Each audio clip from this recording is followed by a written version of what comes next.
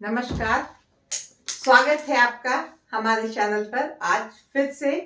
और आज मैं पुनः आपके लिए एक बहुत ही महत्वपूर्ण टॉपिक लेकर के आई हूं जो प्राचीन भारत के इतिहास से संबंधित है। प्राचीन भारत का काल जब हम देखते हैं तो उसके अंतिम चरण में हम यह पाते हैं कि बहुत सारे छोटे छोटे राज्य भारत में स्थापित हुए थे। जैसा कि हमने देखा कि गुप्त साम्राज्य बहुत विशाल साम्राज्य था। कुछ दिनों तक गुप्त साम्राज्य के पतन के बाद बहुत सारे छोटे छोटे राज्य बन गए थे। उसके बाद हम पुनः देखते हैं हर्षवर्धन आए, उन्होंने भी कोशिश की कि संगठित मजबूत राष्ट्र का निर्माण किया जाए। हर्षवर्धन की पतन के बाद हम देखते हैं, वर्धन वंश के पतन के बाद हम देखते हैं कि पुनः भारत में राजनीतिक अस्थिरता आ गई और चारों तरफ जिन सामंतों को मौका मिला वो एक एक राज्य स्थापित करने लगे। उत्तर में प्रतिहार देखते हैं, उत्तर में प्रतिहार वंश की स्थापना हो गई, पूरब में पाल वंश की स्थापना हो गई, दक्षिण में चालुक्य, पांड्य, चोल, ऐसे से बहुत सारे सशक्त राज्य खड़े हो गए। उसी में एक था राष्ट्रकूट वंश। राष्ट्रकूट वंश भी इनके समकालीन ही था, इन सारे राज्यों के समकालीन था। लेकिन राष्ट्रकूट वंश की कुछ खास विशेषता है, उसमें कुछ खास ऐसी बात है कि हमें राष्ट्रकूट वंश के बारे में जानना चाहिए कि ये राष्ट्रकूट वंश कौन थे, राष्ट्रकूट कौन थे, इनके मुख्य राजा कौन थे और इनके राज्य या इनके काल के इनके शासकों की क्या उपलब्धि रही। तो यह अपने आप में बहुत ही इंपॉर्टेंट टॉपिक कहा जा सकता है। इसे ध्यान से देखें। मैं आज पुनः बहुत ही सरल भाषा में और बहुत ही संक्षेप में आप लोगों को इस महत्वपूर्ण टॉपिक के बारे में बताती हूँ। सबसे पहले हम बात करते हैं कि ये राष्ट्रकूट कौन थे। तो बहुत बार इतिहासकारों ने अलग अलग विचार दिया है। किसी का कहना है कि ये महाराष्ट्र के थे मूलतः, किसी का कहना है कि ये यदु वंश के थे, किसी का कहना है कि ये रेड्डी थे, किसी का कहना ये कन्नड़ थे। तो जो भी हो, विभिन्न इतिहासकारों का मत इनको लेकर ये है कि ये कौन थे। लेकिन इस वंश के संस्थापक थे दंती दुर्ग। याद रखिएगा, इस वंश के संस्थापक यानी राष्ट्रकूट वंश के संस्थापक दंती दुर्ग थे, जिन्होंने 733 ईस्वी में स्थापना की एक छोटे से राज्य की, राष्ट्रकूट राज्य की। और ये कौन थे? ये चालुक्य वंश, बादामी के जो चालुक्य थे उस वंश के राजा विक्रमादित्य द्वितीय के ये सामंत थे। बहुत ही पराक्रमी थे, बहुत ही योग्य थे, सैनिक शक्ति, सैनिक जो योग्यता है इनमें बहुत अधिक थी, जिसके कारण उन्होंने उनके समय में बहुत अच्छा काम किया, चालुक्यों को बहुत फायदा हुआ उनसे। इसके बाद जब उनके पुत्र कीर्तिवर्मा शासक बने और उन्होंने जब देखा कि दंती दुर्ग तो बड़ा ही तेज है, बड़ा ही योग्य है, इसकी योग्यता तो हम ही लोगों को पीछे कर देती है, तो ऐसे में वह उसका शत्रु बन गया। और चूंकि दंती वर्मा, जैसा कि मैंने बताया, दंती दुर्ग जैसे बताया मैंने कि वो बहुत ही तेज पराक्रमी था, उसने तुरंत कीर्तिवर्मा को परास्त किया और अपना शासन वो स्वतंत्र कर लिया कि भैया ये हमारा शासन है।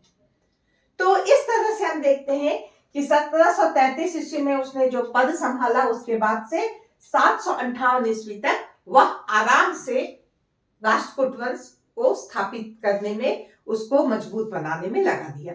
तो यह एक बहुत बड़ी जीत थी राष्ट्रकूटों की, जो प्रथम जो नींव जो रखा गया इन दंती दुर्ग के द्वारा ही रखा गया।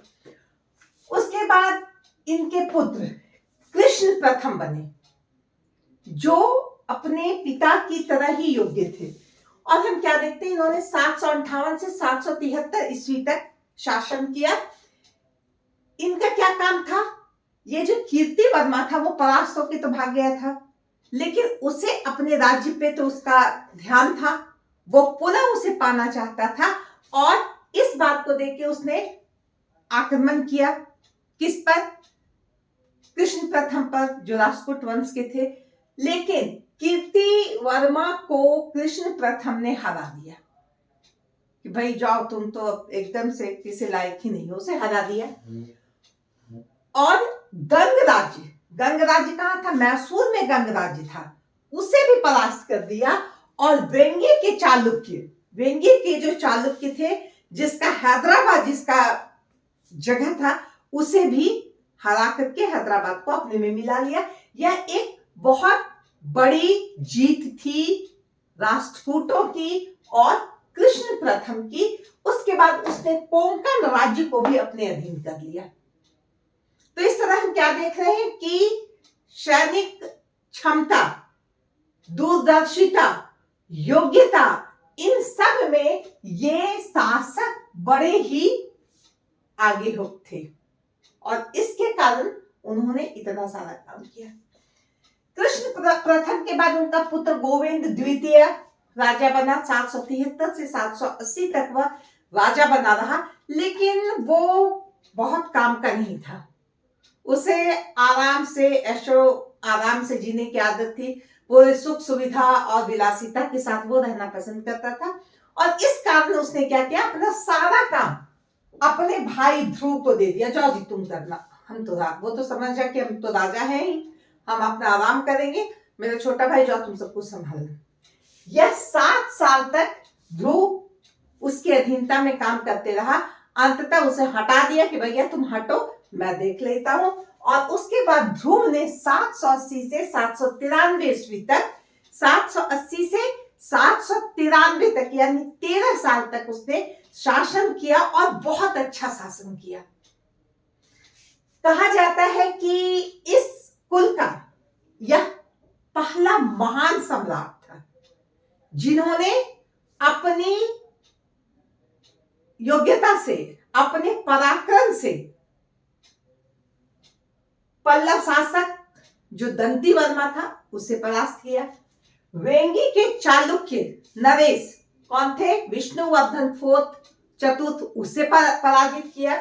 प्रतिहार शासक, जो प्रतिहार राजा थे वत्सराज, उसे पराजित किया। पाल शासक, पूर्व में जो पाल शासक थे धर्मपाल, उसे पराजित किया। और गंग राजकुमार को उसने कैद कर लिया। बाद में गंग राजकुमार को पल्लव के द्वारा पैरवी करने पे इसे छुड़ाया गया। तो इस तरह हम क्या देखते हैं कि पल्लव शासक, वेंगी के चालुक्य, प्रतिहार शासक, पाल शासक और गंग शासक के राजकुमार, इन सबों को, उस सब जितने भी राजा महाराजा थे, अपने समकालीन सबों को परास्त किया और उस पर अधिकार किया। ये एक बहुत बड़ी उपलब्धि थी कि ध्रुव ने ऐसा काम किया, इसलिए उसे पहला महान सम्राट कहा जाता है राष्ट्रकूट वंश का। ध्रुव के बाद गोविंद तृतीय बना शासक। गोविंद तृतीय के समय क्या हुआ कि उसका भाई, नाम था उसका स्तंभ, उसने उससे पंगा ले लिया, उससे विरोध, नहीं मुझे राजा बनना है। उसमें वो योग्यता नहीं थी, दूरदर्शिता और कूटनीतिज्ञता में गोविंद तृतीय ज्यादा माहिर था। उसने स्तंभ को समझा बुझा के अपने पक्ष में किया और गंग राज्य का प्रतिनिधि बना के वहां भेज दिया कि जाओ तुम गंग राज्य का, तुम एम्बेसडर हमारे यहाँ के। प्रतिहार शासक नागभट्ट द्वितीय कौन था, वत्सराज का पुत्र था नागभट्ट द्वितीय, उसको परास्त किया।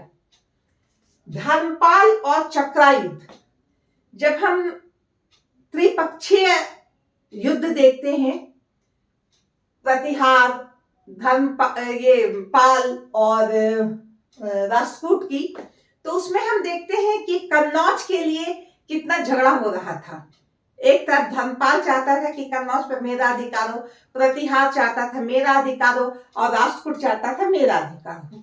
तो इस तरह से जो पॉलिटिक्स चल रहा था कन्नौज को लेकर के, तो उस समय हम क्या देखते हैं, एक त्रिपक्षीय विवाद जो था, इसमें इसके अंतर्गत हम देखते हैं कि एक समय ऐसा आया कि धर्मपाल ने चक्रायुध, जो कन्नौज का शासक था, उसको संरक्षण दिया, उसको सहायता दिया और उसे राजा बना दिया कि नहीं राजा तुम रहोगे, चक्रायुध। लेकिन उसके ऊपर शासन किसका था, धर्मपाल का। यह बात राष्ट्रकूटों को अच्छी नहीं लगी और गोविंद तृतीय ने धर्मपाल और चक्रायुध दोनों को लपेट लिया और दोनों को परास्त कर दिया। इसके बाद वेंगी में, जो वेंगी के चालुक्य थे, वहां पर उसका एक मित्र था भीम, जिसे उसने बैठाने के लिए उसका साथ दिया, और उसका साथ ही नहीं दिया, उसे सफल भी करवाया। इसके बाद उन्होंने क्या किया, दक्षिण भारत में हम देखते हैं पल्लव, पांड्य, गंग और केरल, ये सबका, ये सारे राजाओं ने संगठित होकर के क्या किया था, इससे युद्ध करने के लिए ये आगे बढ़े। लेकिन इनका चारों का संगठन को एक साथ उन्होंने परास्त कर दिया।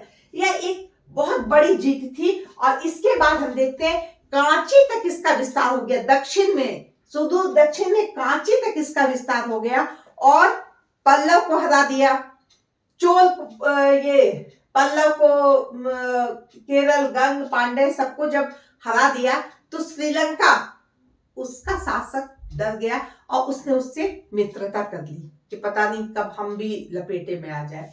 और इस तरह से हम देखते हैं कि गोविंद तृतीय भी ध्रुव की तरह ही पराक्रमी शासक था, और उसने भी अपने राज्य को बहुत नीचे, बहुत माने सुदूर दक्षिण तक पहुंचाया। उसने रामेश्वरम तक अपने राज्य को कर लिया। यह एक बहुत बड़ी उपलब्धि थी।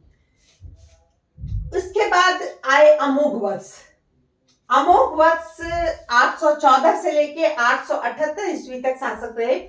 अमोघ वर्ष भी एक अच्छे योग्य शासक थे, लेकिन उन्होंने युद्ध संधि को बहुत अधिक महत्व नहीं दिया, जितनी जरूरत थी उतना ही महत्व दिया।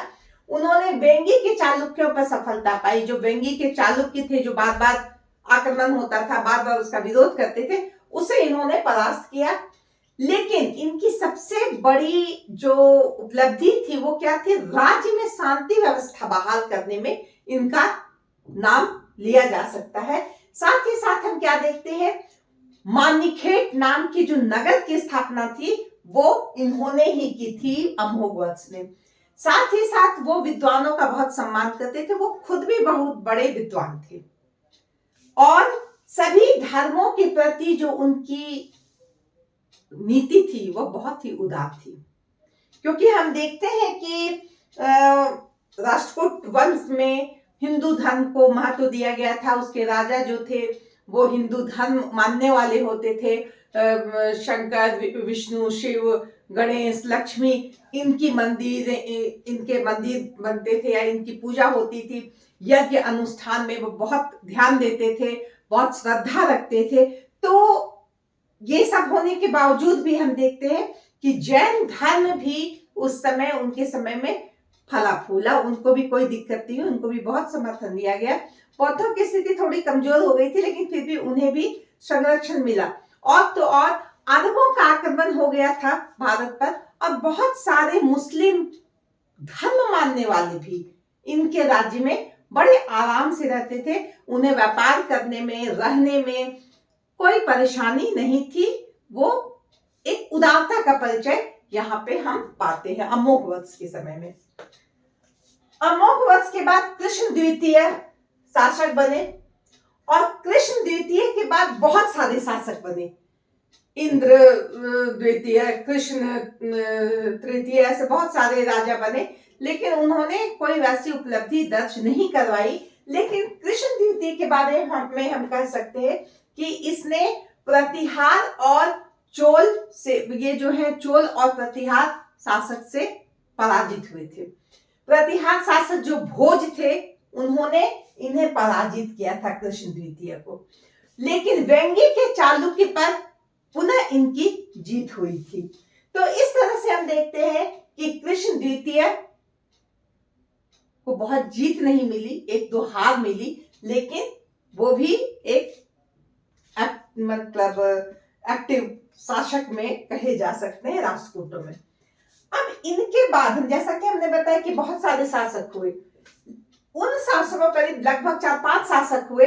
उनके बाद हम देखते हैं जैसे कि इंद्र तृतीय, गोविंद चतुर्थ, अमोघवश तृतीय, ऐसे बहुत शासक हुए जो बहुत कोई खास उपलब्धि उनकी नहीं रही। लेकिन उसके बाद कृष्ण तृतीय जो आए, जो 939 से लेकर के 965 ईस्वी तक शासन किए, उसने पुनः राष्ट्रकूटों को एक प्रतिष्ठित स्थान दिलाया। क्योंकि मैंने जैसा कि बताया कि इसके पहले जो 2-3 राजा आए, उनके समय में चारों तरफ से आक्रमण, युद्ध होने लगा, जिसमें इन राजाओं को सफलता उतनी नहीं मिली। लेकिन जब कृष्ण तृतीय आए तो उन्होंने पुनः राष्ट्रकूट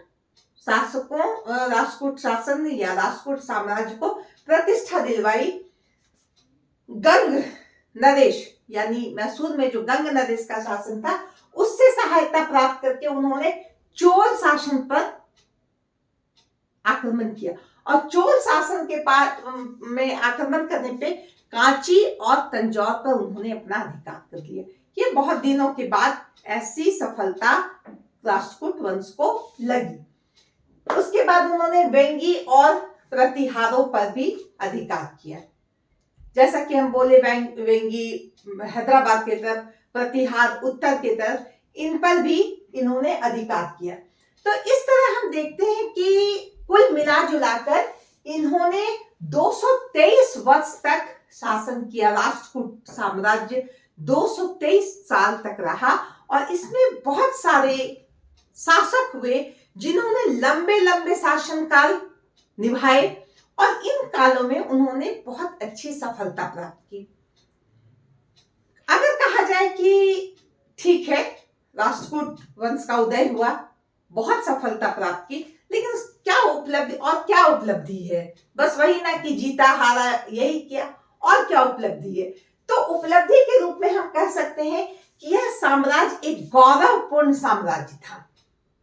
गौरवपूर्ण से तात्पर्य है कि जितने भी शासक हुए उनकी अपनी पहचान थी, पराक्रमी थे, योग्य थे। उन्होंने आगे बढ़कर पहली बार उत्तर भारत की तरफ जो राज्य थे उस पर आक्रमण किया।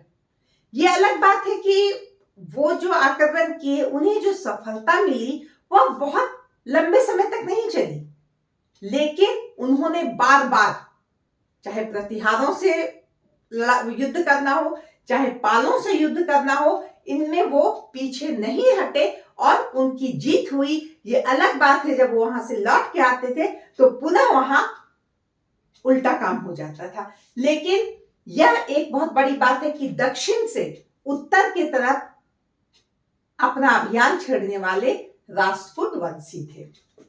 लंबा शासनकाल, जैसे मैंने बताया 223 वर्ष का शासनकाल बहुत लंबा शासनकाल होता है।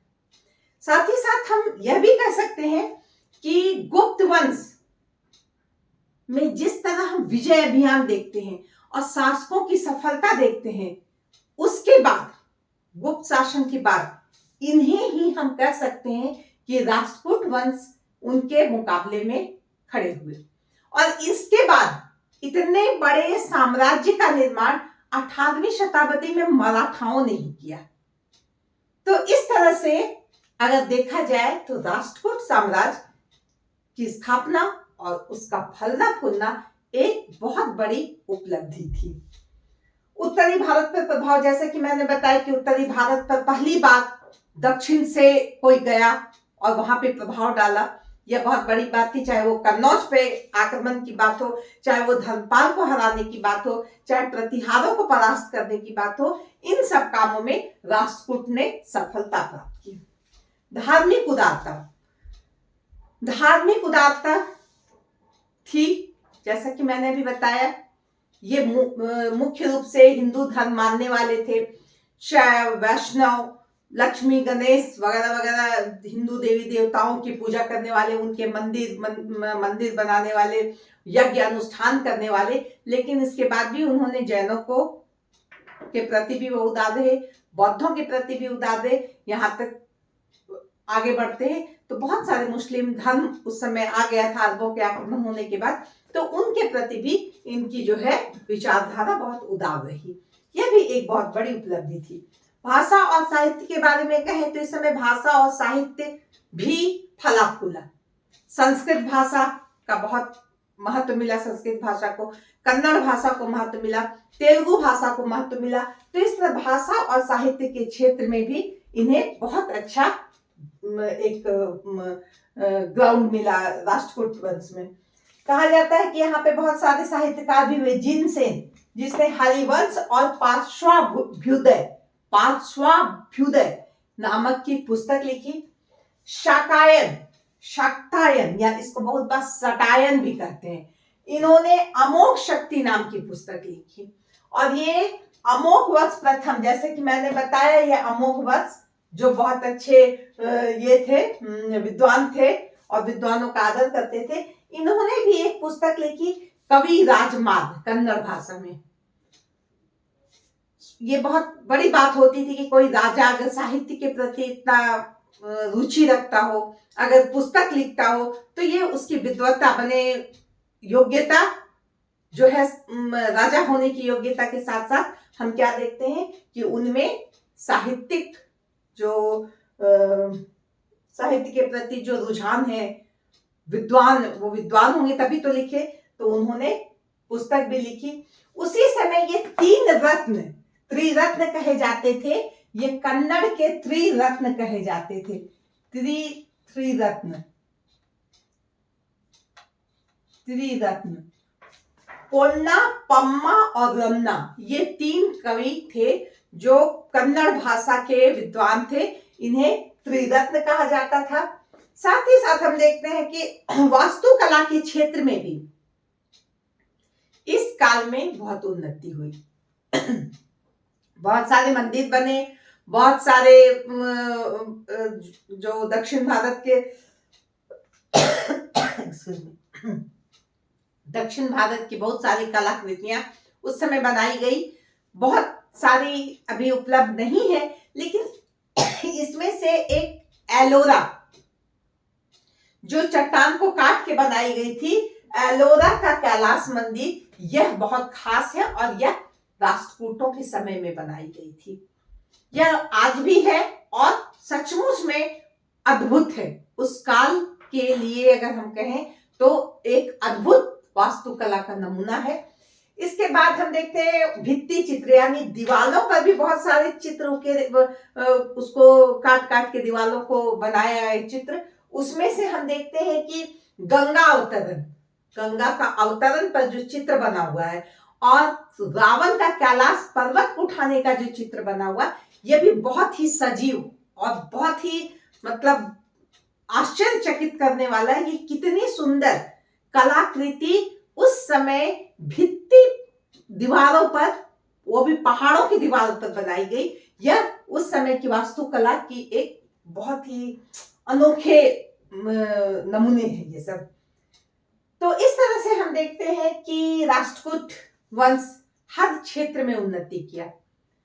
यहाँ के राजा भी हम देखते हैं कि राष्ट्रतंत्रात्मक व्यवस्था में ही विश्वास करते थे, निरंकुश नहीं थे, लोक कल्याणकारी थे, जनता के कल्याण के प्रति ये हमेशा सजग रहते थे। इनकी भी जो शासन व्यवस्था थी बहुत ही सुव्यवस्थित थी। राजा होने के नाम पे, असीमित शक्ति के अधिकारी होने के नाम पे कभी उन्होंने अपने अधिकारों का दुरुपयोग नहीं किया।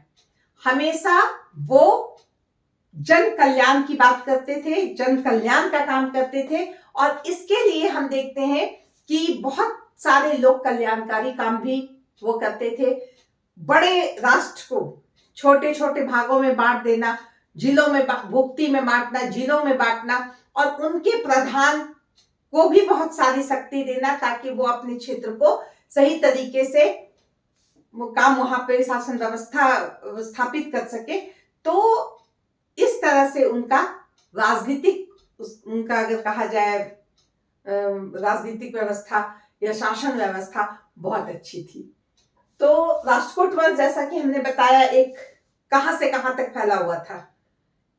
मतलब कि उसको अगर कहा जाए कन्नौज में अगर शुरू किया जाए तो कन्नौज से लेकर रामेश्वरम तक शासन व्यवस्था उसका साम्राज्य विस्तार था। इधर हम कहें बंगाल से लेकर के मानेखेत तक, इतना दूर तक उसका विस्तार था। तो एक बहुत बड़े क्षेत्र में उन्होंने अपना विस्तार किया और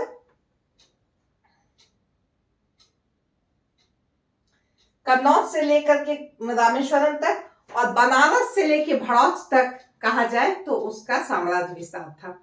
तो इस तरह से राष्ट्रकूटों ने एक बहुत बड़े साम्राज्य का निर्माण किया, बहुत दिनों तक इसे सही सलामत बहुत सही तरीके से चलाया और यह प्राचीन भारत के इतिहास का एक महत्वपूर्ण साम्राज्य कहा जा सकता है अपनी इन्हीं उपलब्धियों के कारण। इसके साथ ही मैं यह टॉपिक यहाँ समाप्त